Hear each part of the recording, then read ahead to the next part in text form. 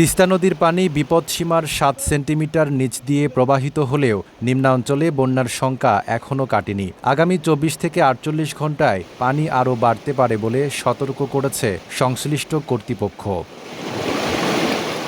Teesta ব্যারেজের dahlia পয়েন্টে দুপুর ১২টায় তিস্তার পানি বিপদসীমার ৭ সেন্টিমিটার নিচ দিয়ে প্রবাহিত হয়। তবে উজান এবং দেশের বিভিন্ন স্থানে ভারী থেকে অতি ভারী বৃষ্টির কারণে নদীর পানি আরও বাড়তে পারে বলে জানিয়েছে পানি উন্নয়ন বোর্ড।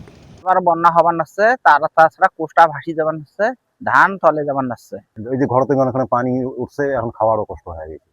এখন না পাই গেল না হইয়া উঠবে, হঠাৎ করে এখন এমন এমন হয়, এখন মনে করেন দুর্দিনী আমার হারিয়ে যায়।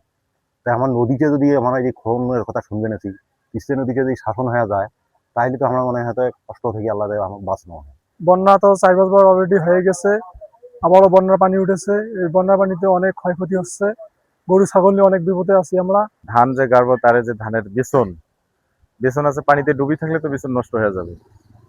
এই বেসনের কারণে তো পরবর্তীতে আমরা ওয়া কাটতে পারবো না, এটা আমাদের জন্য ক্ষতি। আর সবচেয়ে বড় ক্ষতি হচ্ছে বন্যা হলে তো মানুষের বসত ভিটে পানি উঠলে বিভিন্ন ধরনের ক্ষতি লাগেই থাকে।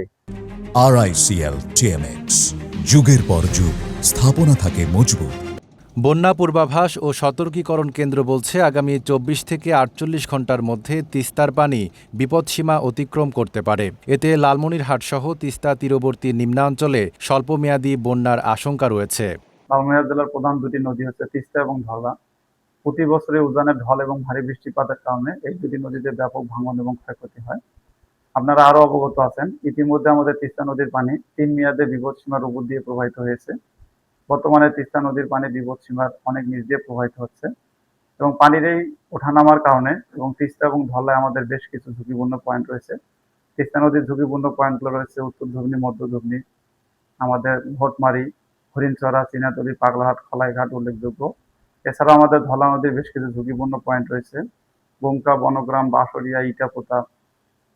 এসব পয়েন্টে আমরা ঊর্ধ্বতন কর্তৃপক্ষের অনুমতি সাপেক্ষে জরুরি আপৎকালীন কাজের অংশ হিসেবে জিও ব্যাগ বালি ভর্তি করে ভাঙন প্রশমন করার চেষ্টা করে যাচ্ছি।